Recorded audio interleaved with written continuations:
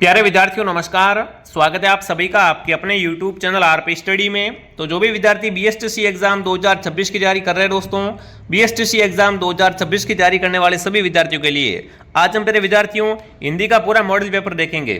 बहुत सारे विद्यार्थी कमेंट कर रहे हैं सर हिंदी के क्वेश्चन लेके आओ, हिंदी में बहुत डर लग रहा है, हिंदी में 30 प्रश्न आते हैं। पर हिंदी दोस्तों आपको पता है ना, एक प्रश्न 3 नंबर का रहेगा, तो 90 अंक की दोस्तों क्या रहेगी, बिल्कुल 90 नंबर की आपकी हिंदी रहने वाली है। तो इस क्लास को आप ध्यान से पूरा जरूर देखना, हिंदी का सारा डर खत्म हो जाएगा और आपको पता भी चल जाएगा हिंदी में जो क्वेश्चन आएंगे वो किस टाइप से आएंगे। ठीक है, तो आपको बिल्कुल अगर देखो 20 तारीख को जो आपका एग्जाम होगा 20 मई को, उसमें अगर आपकी हिंदी का सब्जेक्ट अच्छा जाए, हिंदी वाला पोर्शन आप अच्छे से कर पाओ, इसके लिए क्या करना पड़ेगा, आपको इस क्लास को ध्यान से पूरा देखना पड़ेगा। तो चलिए शुभारंभ करते हैं इस क्लास का। पहला प्रश्न आपके सामने पूछा है, उज्ज्वल का संधि विच्छेद क्या होगा। देखो सीधा और सिंपल क्वेश्चन आपसे पूछा, संधि से पूछा दोस्तों, तो उज्ज्वल का संधि विच्छेद क्या होगा, बिल्कुल उ तो आधा, फिर आधा ज, फिर वल, ठीक है ना, क्या हो जाएगा, उज्ज्वल हो जाएगा। तो कौन सा ऑप्शन आपका राइट है यहाँ पर, डी ऑप्शन दोस्तों आपका राइट है। इसके अंदर कौन सी संधि है, उज्ज्वल शब्द के अंदर संधि है व्यंजन संधि। ठीक है, दूसरा प्रश्न दोस्तों आपके सामने, तृष्णा में कौन सी संधि है, कमेंट करेंगे दोस्तों। तृष्णा के अंदर संधि कौन सी है, स्वर, विसर्ग, व्यंजन या इनमें से कोई नहीं। बिल्कुल फटाफट तरीके से कमेंट करेंगे। सारे के सारे टॉपिक से क्वेश्चन उठाए हुए, जितने भी आपके सिलेबस के अंदर टॉपिक है, बिल्कुल सारे टॉपिक से आपके यहाँ पर क्वेश्चन है वो दोस्तों उठाए हुए है। ठीक है, हाँ, तो बिल्कुल आप सबका उत्तर आ चुका है। तृष्णा के अंदर भी क्या है दोस्तों, यहाँ पर व्यंजन संधि है दोस्तों। कौन सी संधि है, व्यंजन संधि है, ऑप्शन सी आपका राइट है। अगला प्रश्न आपके सामने प्यारे विद्यार्थियों, सदाचार में कौन सी संधि है, कमेंट करेंगे दोस्तों। सदाचार शब्द जो होता है उसके अंदर आपसे पूछिए संधि, सदाचार के अंदर आपको बतानी है संधि कौन सी होगी, स्वर संधि है क्या, व्यंजन संधि है, विसर्ग संधि है या इनमें से कोई नहीं। तो प्यारे विद्यार्थियों सदाचार के अंदर कौन सी संधि है दोस्तों, तो देखो सदाचार का अपन संधि विच्छेद करेंगे। ठीक है, सत प्लस क्या हो जाएगा, आचार हो जाएगा। क्या हो जाएगा दोस्तों, सत धन आचार मतलब सदाचार। और इसके अंदर संधि है व्यंजन, संधि कौन सी है दोस्तों, इसके अंदर व्यंजन संधि है प्यारे विद्यार्थियों। चलिए आगे बढ़ते हैं। अगला प्रश्न आपके सामने क्या पूछा है, अगला प्रश्न पूछा है, व्युत्पत्ति का संधि विच्छेद क्या होगा। शब्द कौन सा है, शब्द है व्युत्पत्ति। बिल्कुल मुहावरे, लोपोक्तियां, उपसर्ग वगैरह सब कुछ है इसके अंदर, ध्यान से देख लो। तो बताओ व्युत्पत्ति शब्द के अंदर आपको क्या करना है, संधि विच्छेद करना है।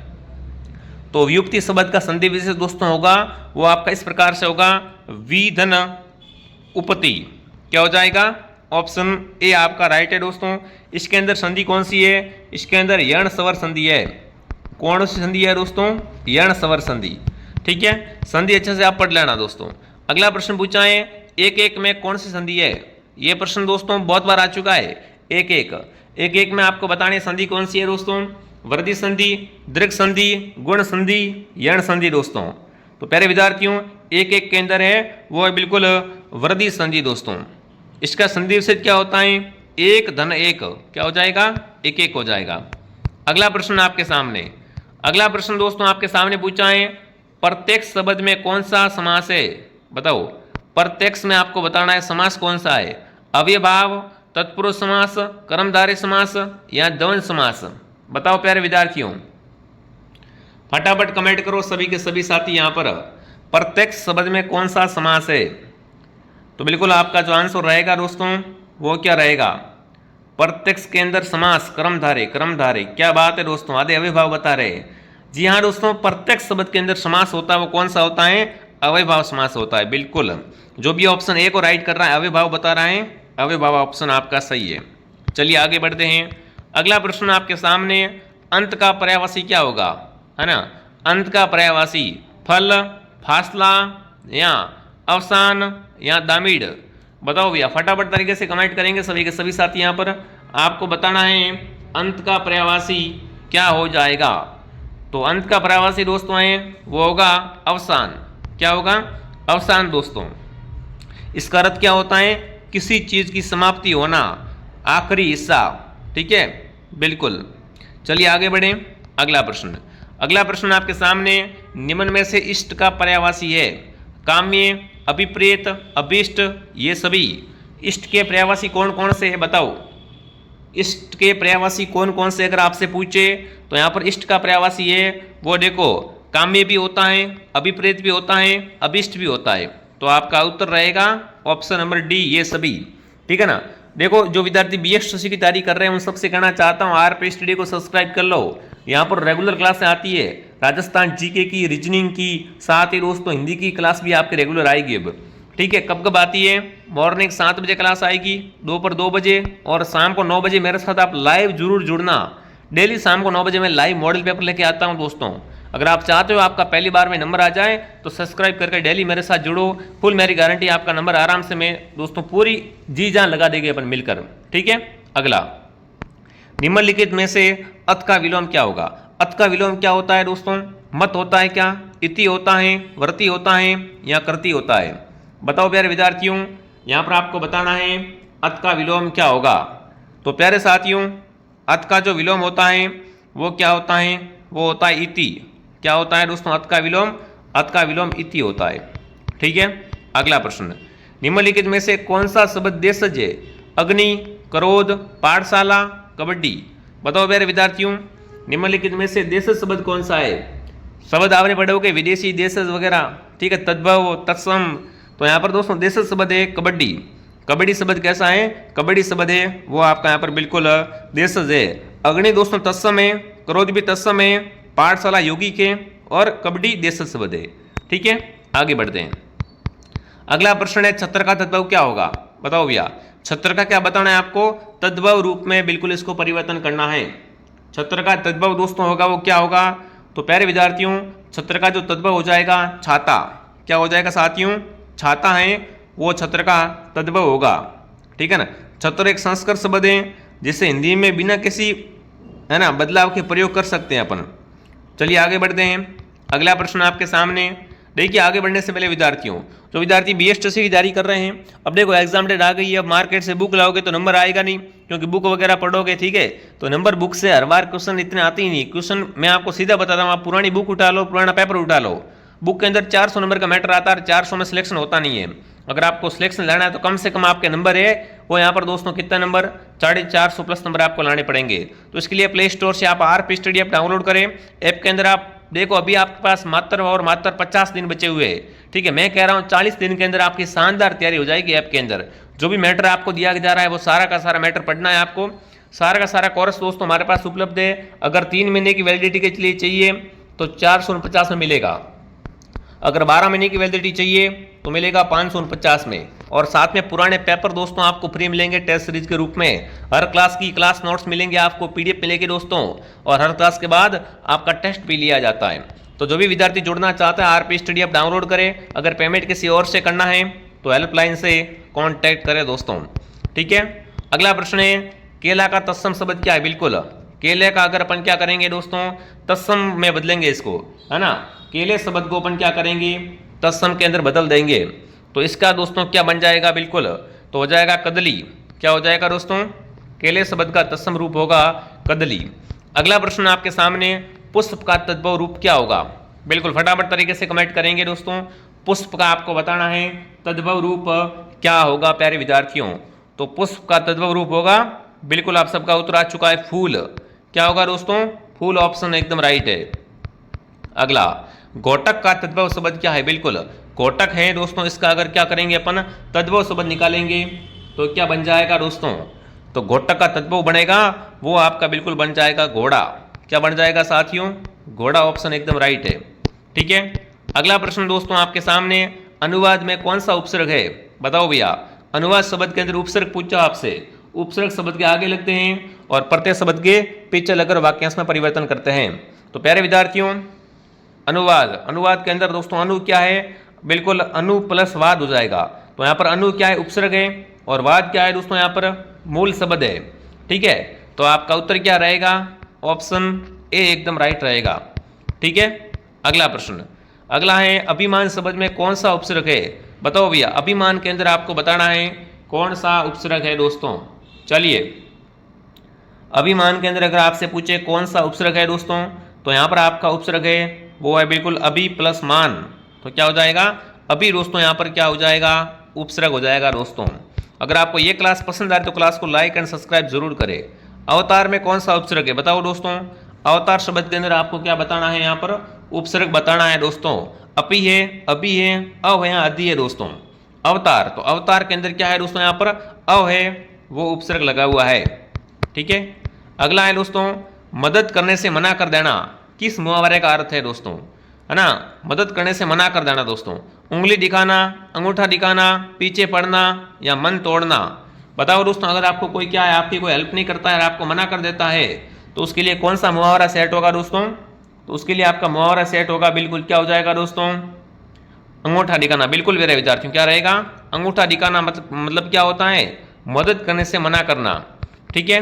अगला दोस्तों, उंगलियों पर नचाना, मुहावरे का सही अर्थ है संकेत करके नृत्य करवाना, इच्छा के अनुसार कार्य करवाना, संकेतों से नृत्य सिखाना, व्यर्थ परेशान करना। तो प्यारे विद्यार्थियों, उंगलियों पर नचाने का जो सही अर्थ होता है वो क्या होता है, इच्छा के अनुसार कार्य करवाना। ठीक है। अगला प्रश्न आपसे पूछा, ऊंट के मुंह में जीरा, लोपोक्ति का सही अर्थ क्या है।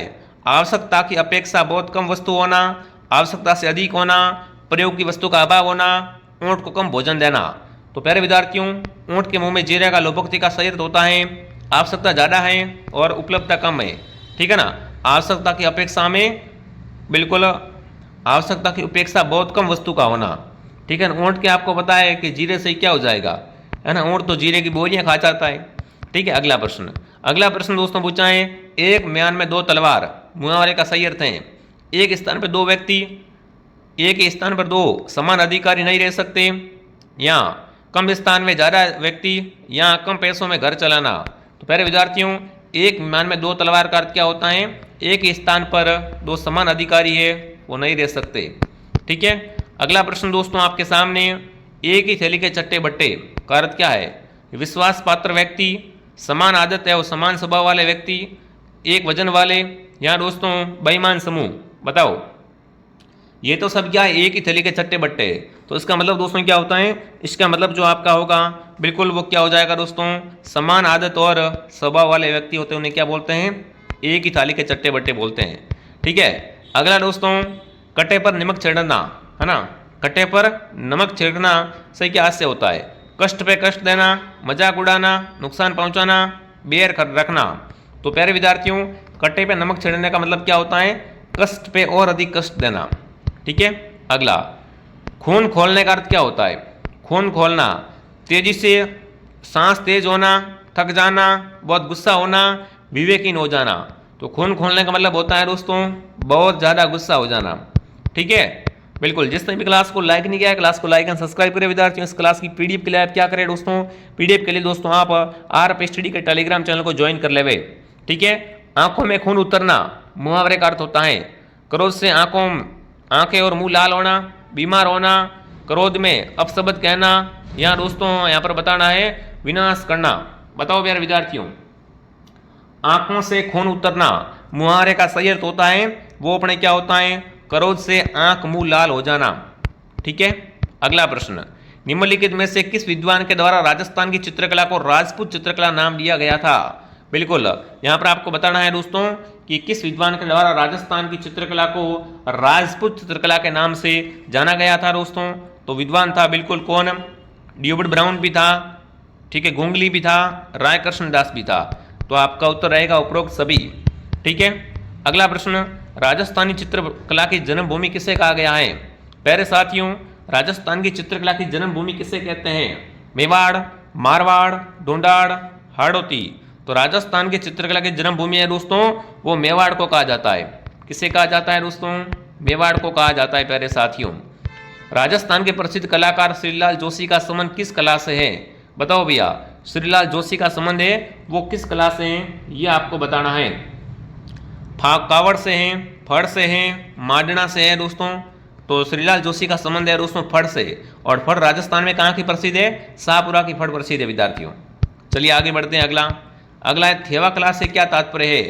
कागज पर निर्मित बर्तनों पर चित्रकारी, पीतल पर मीनाकारी का कार्य, जल पट्टी का कार्य, कांच पर हरे रंग की मीनाकारी। तो प्यारे साथियों, जो थेवा कला है ना, ये कहाँ की प्रसिद्ध है दोस्तों, थेवा कला है प्रतापगढ़ की। ठीक है। और इसके लिए प्रतापगढ़ का सोनी परिवार बहुत ज़्यादा प्रसिद्ध है विद्यार्थियों। ठीक है। तो ये क्या होती है दोस्तों, थेवा कला का मतलब होता है कांच पर हरे रंग की मीनाकारी। ठीक है। अगला प्रश्न आपके सामने, मीणा जाति में गांव का मुखिया क्या कहलाता है? मीणाओं के अंदर जो गांव का मुखिया होता है दोस्तों, उसे क्या कहते हैं? पटेल, गमेती, कोतवाल, सैलोत। तो आपका उत्तर रहेगा पटेल दोस्तों, ठीक है ना। मीणा जाति का गांव का मुखिया पटेल कहलाता है। अगला है दोस्तों, किस लोक देवी को भुआसा के नाम से भी जाना जाता है ना? ऐसी कौन सी लोक देवी जिसे अपन भुआसा के नाम से जान सकते हैं? तो वो अपनी देवी है दोस्तों, बिल्कुल कौन सी? रानी भटियाणी। रानी भटियाणी को भुआसा के नाम से जाना जाता है। वैली कृष्ण रुक्मणी के रचयिता किस शासक के दरबारी कवि थे दोस्तों? फटाफट कमेंट करेंगे। वैली कृष्ण रुक्मणी दोस्तों लिखी है, इसके शासक बिल्कुल, तो इनकी बात करें साथियों, पहली बात तो लिखी किसने है दोस्तों, है ना? बिल्कुल ये दोस्तों किसने लिखी है, फटाफट कमेंट करेंगे। तो ये लिखी है पृथ्वीराज राठौड़ ने। और ये मेरे विद्यार्थियों अकबर के क्या थे? अकबर के दरबारी कवि थे दोस्तों, ठीक है ना। इसको मेरे विद्यार्थियों पांचवा वेद का है, ठीक है ना। दूसरा अड्डा ने दोस्तों वैली कृष्ण रुक्मणी जी को क्या बोला है? पांचवा वेद का है और 19वां पुराण, ठीक है। अगला है सुगंध दशमी का पर्व किससे जाना जाता है? बिल्कुल कमेंट करेंगे दोस्तों। सुगंध दशमी है ये किनसे संबंधित है दोस्तों? तो इसका संबंध होता है वो बिल्कुल किससे होता है? जैनों से होता है, ठीक है। अगला होली पर्व, हाँ हाली पर पूछा है। हाली द्वारा हल जोतते समय गोगा राखड़ी बांधी जाती है, इसमें कितनी गांठ होती है दोस्तों? जब हल को जब क्या करते हैं दोस्तों, बोना खेत में स्टार्ट करते हैं, हाली होता है दोस्तों, वो क्या करता है? हल पे गोगा जी की राखड़ी बांधता है। उसके अंदर कितनी दोस्तों हैं वो गांठें होती है? तो उसके अंदर 9 गांठें देते हैं। कितने गांठ देते हैं दोस्तों? उसके अंदर आरंभ करते समय 9 गांठें लगाई जाती है, ठीक है। अगला प्रश्न, जूनागढ़ दुर्ग का निर्माण किसने करवाया? जूनागढ़ दुर्ग को जमीन का जेवर कहते हैं दोस्तों। जूनागढ़ दुर्ग राजस्थान के बीकानेर के अंदर है और इसका निर्माण दोस्तों करवाया था, वो किसने करवाया था दोस्तों? बिल्कुल तो ये करवाया था राय सिंह ने दोस्तों। किसने करवाया था? राय सिंह, ऑप्शन आपका राइट है। अब फटाफट तरीके से कमेंट करेंगे क्लास आपको कैसे लगी दोस्तों। और जो विद्यार्थी BSTC की टेस्ट सीरीज लेना चाहते हैं, हमारे पास में BSTC की गोल्डन टेस्ट सीरीज भी अवेलेबल है। देखो वैसे तो इसकी प्राइस 149 रुपये है, बट फिलहाल अभी इसकी ऑफर लगा रखा है दोस्तों हमने। तो ये आपको टेस्ट सीरीज मिलेगी मात्र और मात्र 99 रुपये में। प्ले स्टोर से RP स्टडी ऐप डाउनलोड करो, इसके अंदर 21 टेस्ट मिलेंगे और साथ में दोस्तों 21 टेस्ट कंप्लीट आपको मिल जाएंगे। बढ़िया तरीके से आपका रिवीजन हो जाएगा, मूल्यांकन हो जाएगा, साथियों बढ़िया कंटेंट आपको मिलेगा दोस्तों। तो जो भी विद्यार्थी गोल्डन सीरीज लेना चाहता है 99 रुपये में, और जो विद्यार्थी BSTC का कोर्स लेना चाहता है, कोर्स भी आपको मिल जाएगा मात्र और मात्र दोस्तों 449 में, ठीक है। तो डाउनलोड RP स्टडी ऐप। अगर ऐप के बारे में कोई जानकारी चाहिए तो हेल्पलाइन नंबर से क्या कर सकते हो? कॉन्टैक्ट कर सकते हो, ठीक है। तो चलिए मैं आपको मिलता हूँ नेक्स्ट क्लास में। जय हिंद, जय भारत।